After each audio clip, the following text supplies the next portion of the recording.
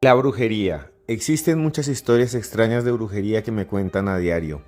Esta vez, en los podcasts de Cruz Escribiente, les voy a contar una que sucedió en el eje cafetero de Colombia. Es tan retorcida que las personas que me la contaron no quisieron hablar. Entonces yo se las voy a narrar. Es una historia asquerosa. Es peor que cualquier película del Conjuro. Es más terrible que cualquier película de terror.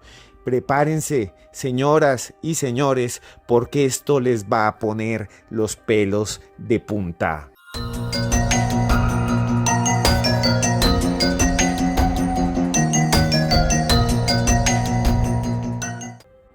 Porque mi nombre es Esteban Cruz Niño, @Cruz Escribiente, y a partir de este momento abrimos la puerta del misterio aquí en los audios de Cruz Escribiente.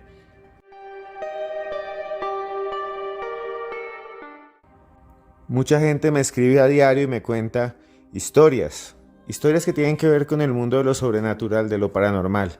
En esta oportunidad les voy a narrar un caso real sucedido en un pueblo del eje cafetero, un pueblo como Salento, hermoso, como Chinchiná, donde la gente es linda y querida, como Río Sucio, donde se le hace una fiesta al diablo que es sorprendente, o como Dos Quebradas, ahí al ladito de Pereira. En uno de esos pueblos pasó lo que les voy a contar, lo he investigado y tiene que ver con una creencia en que la brujería es efectiva para atraer clientes y que se usan partes y cuerpos humanos para embrujar a la gente en una suerte de extraño ritual o de fabricación de pociones que endulzan y que atraen.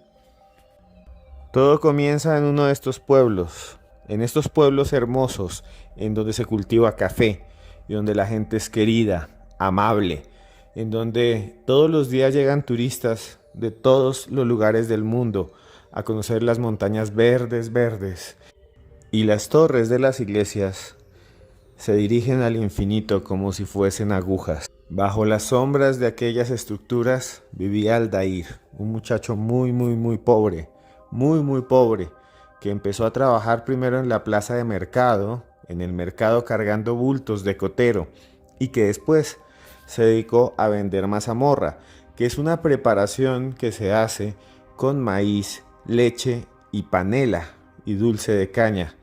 La vendía en una bicicleta en la que andaba de lado a lado por toda la ciudad. Andaba de lado a lado y tenía la mazamorra guardada en la parte del frente en una tinaja, en una cantina, en un envase de metal plateado que brillaba cuando el sol le pegaba.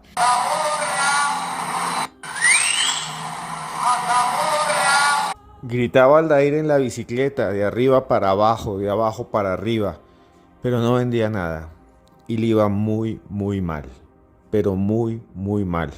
Tanto que al final solo se podía alimentar de su propio producto. No podía ni comprar ni pan ni carne. Y en su casa, su esposa, que era joven, con la que tenía 2 pequeños niños, empezó a pelear con él, a discutir, porque no había que comer, porque estaba cansada de comer mazamorra, hasta que un día lo dejó. Salió de la casa, cerró la puerta, se fue con los niños y lo abandonó. Aldair cayó en depresión. Y lloró, hasta que uno de los vecinos lo escuchó sus lamentos y le dijo que fuera a un pueblo del Huila que se llamaba La Jagua, el pueblo de las brujas, el pueblo de los hechiceros, el pueblo de los nigromantes, en donde podían ayudarlo. Aldair recogió lo poquito que tenía, tomó un bus y llegó hasta allá. Contactó a una mujer y a un hombre que tenían un consultorio y les pidió que le dieran una receta para volverse próspero, para tener plata, para ser millonario. Y regresó, después de pagar el trabajo, a su pueblo del eje cafetero y empezó a vender otra vez mazamorra. Pero esta vez todo fue diferente. La gente empezó a acercársele. La gente empezó a pedirle cada vez más mazamorra. Él le servía y una vez la gente Probaba el potaje, quedaba adicta. Era como si algo los convirtiera en adictos. Y seguían tomando. El pueblo entero empezó a pedirle mazamorra. Los niños salían del colegio y solo querían comer mazamorra. Los borrachos que estaban completamente ebrios, llevados, hinchos, garbanciados, como decimos aquí en Colombia, completamente ebrios, iban y le decían: sírvame más mazamorra. Él pasaba al frente de donde estaban las monjas y los curas y pedían mazamorra. La gente, incluso rezandera, no iba a misa. En los ancianatos la gente le pedía por favor que le llevara más mazamorra a los ancianos, porque era lo único que los calmaba.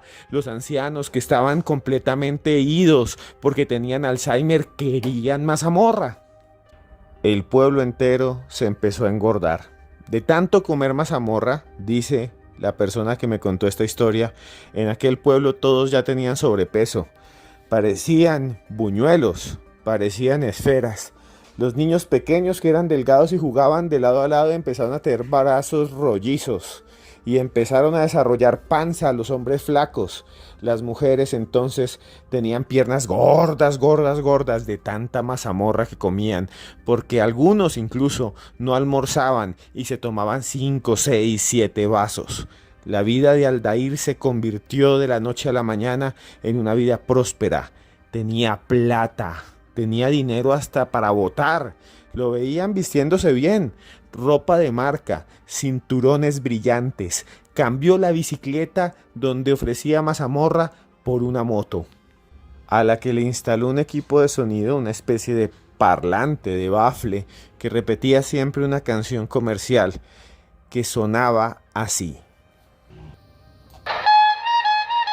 ¡Llegó la mazamorra!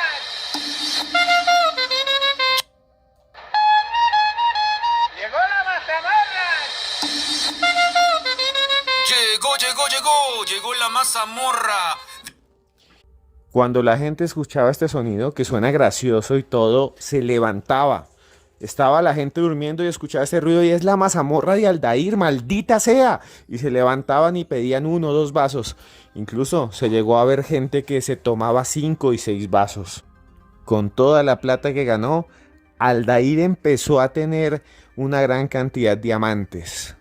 Mujeres a las que le regalaba joyas, a las que les gastaba, les compraba ropa, las invitaba a Armenia y a Pereira a las fiestas, en donde compraba whisky, aguardiente y cerveza y le gastaba todo el que encontraba, hasta que se descubrió su secreto, un secreto retorcido, oscuro, maldito, asqueroso. Imagínense que un día Aldair andaba ya pensando en expandir su negocio. Pensaba en tener una flota de motos por todas partes vendiendo la mazamorra. Iba imaginando mientras recorría las calles en su moto, que tenía delante su tinaja, su cantina de metal plateado, brúñido, en donde adentro estaba la mazamorra que lo estaba volviendo rico. Entonces, sin darse cuenta, pisó un hueco, porque Colombia está llena de huecos. En cualquier pueblo hay piedras y huecos, si es que no está destapado, si no es que la calle es gravilla. Y entonces la moto saltó y la tinaja salió volando justo cuando la gente venía corriendo a tomar mazamorra y cayó sobre el suelo y se desparramó y se llenó todo el piso de baba blanca, de leche, de maíz, de granos de maíz, y del fondo de la tinaja salió rodando una especie de esfera, como una bola, como un pequeño balón. La gente se quedó mirando. ¿Y eso qué es? ¿Qué es lo que salió del fondo de la tinaja? Y lo que vieron fue espantoso. Sobre aquella extraña esfera había una especie de natas que parecían moverse. Cuando la gente empezó a mirar bien, no eran natas, eran como unos palitos que se movían como un acordeón rítmicamente. Eran larvas, larvas que parecían tornillos que salían y entraban de esa esfera blanquecina llena de baba de leche, de nata. ¿Y saben qué? Tenían cabecita negra, era una gusanera, era un montón de gusanos. De inmediato sintieron un olor inmundo, a pútrido, a nauseabundo, a mortecino, un olor como el que uno siente, ese olor dulzón, cuando uno pasa al lado del cadáver de un perro que han atropellado, de una vaca, de esas que uno ve a veces en los campos, hinchada, pudriéndose.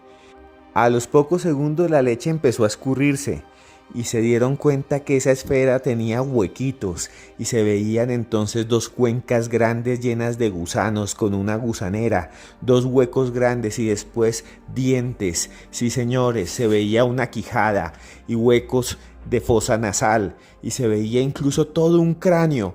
Era el cráneo de un niño. Dentro del tanque de la mazamorra, dentro de la tinaja, había metido Aldair un cráneo de un bebé. Nadie sabe cómo lo consiguió y la gente dice que con eso los embrujó, que con eso los volvió adictos, que con eso se llenó de plata. Desde ese día Aldair quedó en evidencia y le tocó escaparse y se fue y nadie sabe dónde vive.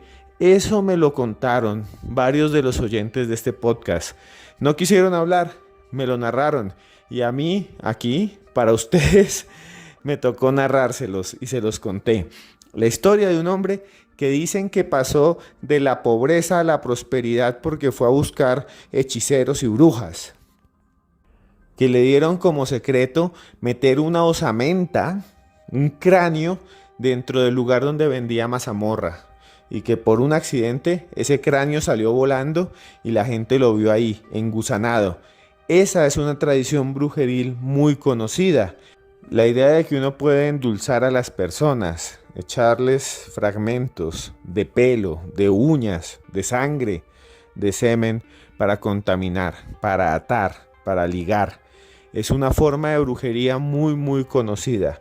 Yo mismo la investigué en un libro que escribí que se llama El Libro Negro de la Brujería en Colombia y en ese libro cuento cómo en varios lugares de Colombia, de Bogotá, de Medellín, se utiliza la llamada grasa de muerto, que venden muchos de los que trabajaban en medicina legal en el anfiteatro. La cogen la grasa y le hacen una especie de rezo.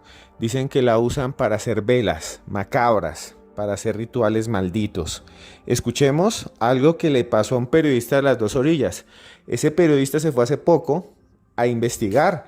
Se fue hasta allá, a un lugar donde hay personas que venden manteca de muerto. Escuchen la voz de un periodista preguntándole directamente a un vendedor de manteca de muerto que le ofrece y que le dice cuánto vale un tarro de eso en la calle Sexta de Bogotá, en una zona que es la Sexta con Caracas. Escuchen ustedes la voz del periodista Ramiro Pacheco del portal Las Dos Orillas, en la que se escucha cómo en la noche de Halloween, en el 31 de octubre, en el Día de las Brujas, negocia con un vendedor de la calle, de la zona de la Sexta con Caracas en Bogotá, un tarrito de manteca de muerto. Escúchenlo para que vean que es verdad.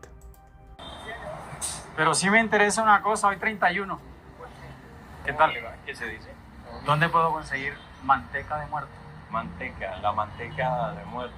Sí. Esa manteca es escasa. No es así y está restringida. Sí, yo sé.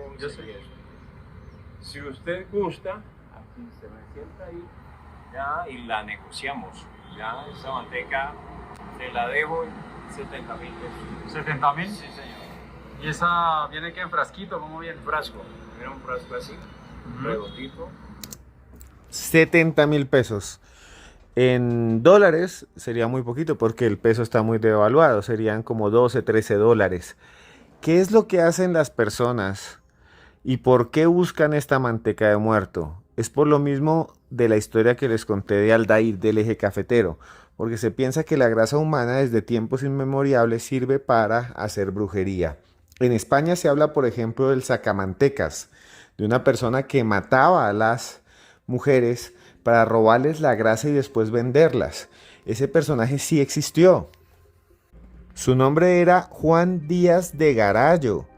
Era un tipo que nació, imagínense, en Álava el 9 de julio de 1821 y murió en Vitoria en 1881.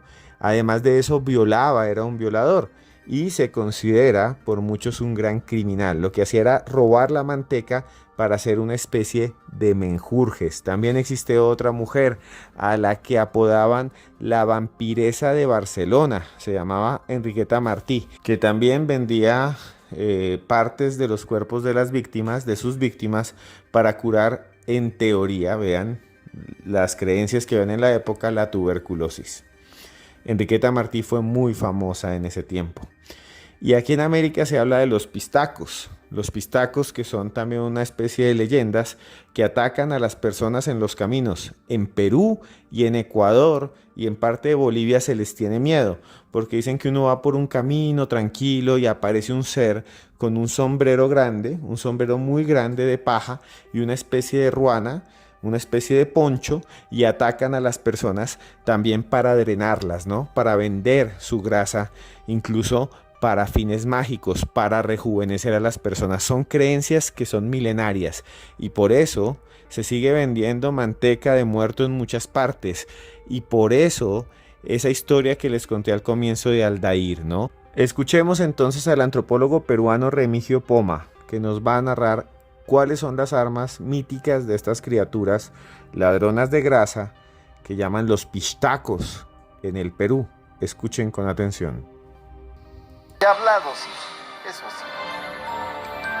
Entonces quedó como una leyenda, quedó en el conocimiento del pueblo como si fuera una historia nefasta que nunca existió. Pero en el corazón de nuestro sabio pueblo siempre hasta hoy existe ese temor de que en algún camino, en alguna ruta, te puedes tocar con ese siniestro pistaco que te puede cortar la vida. Se inventaron algunas herramientas. Decían que tenía una especie de látigo con filo que a 2 o 3 metros te sacaba el cuello o te sacaba un brazo y no podías defenderte. Y si podías escapar, también de igual manera era una especie de cuchillo eléctrico que te pasaba y te quitaba las 2 piernas. Entonces, de cualquier manera el pistaco te mataba y te sacaba toda la grasa. Pero no pasó de ser simplemente un cierto rumor. Un rumor que sigue presente en muchas comunidades: la existencia de los ladrones de grasa humana, la existencia de los llamados pistacos. Historias de brujería de América Latina, historia de brujería que usted, digamos, alguna vez tal vez escuchó. Hemos hecho un recorrido grandísimo, desde la historia de Aldair hasta los sacamantecas de España y los pistacos del Perú. Al final nos queda hacer simplemente una reflexión final. No sé si la brujería realmente funciona o no. Como antropólogo, como magíster en historia que estudié, ¿se imaginan? Como doctor en historia del arte, que ya casi me va a graduar en la Universidad de Salamanca de España, no tengo la menor duda de que la ciencia siempre va a decir que la brujería no existe en términos físicos. Ningún químico, ningún físico, ningún matemático va a poder comprobar que la brujería existe. Pero como científico social, sí puedo decir que la vida de las personas cambian cuando dicen que han hecho brujería, o cuando creen que les han hecho brujería, mejor, porque cambian su forma de vivir y eso transforma su realidad social, porque nosotros los seres humanos vivimos del mito y vivimos del rito. Decían muchos antiguos teóricos que sin rituales nuestra sociedad no funcionaría. Y por eso le digo a usted que la creencia en la brujería está en todas las culturas, desde Alemania, Estados Unidos, hasta los pueblos originarios de las selvas amazónicas. No sé, vuelvo a decir, si realmente funciona. Lo que sí hace la brujería como creencia es cambiar la realidad social. Y usted, que me está escuchando, usted vale mucho, así que no se obsesione con esto, simplemente para adelante. Usted está vivo, hombre, mujer, usted está vivo y vale la pena vivir, y si tenemos problemas los tenemos que solucionar. Los únicos que no tienen problemas son los muertos, y lo único que tenemos seguro en la vida es la muerte. Pero mientras estemos vivos, pasémosla bien, hagamos el bien, no busquemos malas energías, no busquemos brujos, no busquemos malas personas, pasémoslo bien. Busque ya a esas personas que usted ama, búsquelas, dígales que los quiere, búsquelas, dígales que los ama, búsquelos, solucione los problemas. solucione hablando, gestione su vida hablando. Si usted cree en los amuletos, úselos. Si usted no cree, no los use. Solamente busque la bondad, porque usted vale mucho. Yo a usted lo quiero mucho. He hecho este podcast especial porque no quiso la persona narrar la historia, entonces la narré yo y les he contado el contexto de por qué se dice que los cuerpos humanos o los fragmentos son usados como una forma de bendición, como una forma de conseguir y de transformar la realidad, como una forma de hacer hechicería, de transformar el mundo. Otro día hablamos de las reliquias, porque la Iglesia Católica también usó partes humanas, porque debajo de cada catedral, de cada iglesia importante que se construyó en este mundo por parte del Papa de Roma durante los siglos XV, XIV, XVI, hay deditos de santos, orejas de santos, pedazos de hueso, y el rey de España o los reyes de España usaron por muchos años reliquias. Tenían collares con una oreja de un santo, con una uña de un santo, con un dedo de un santo, para protegerse de los ataques espirituales del mismísimo demonio. Usted está vivo y merece vivir bien.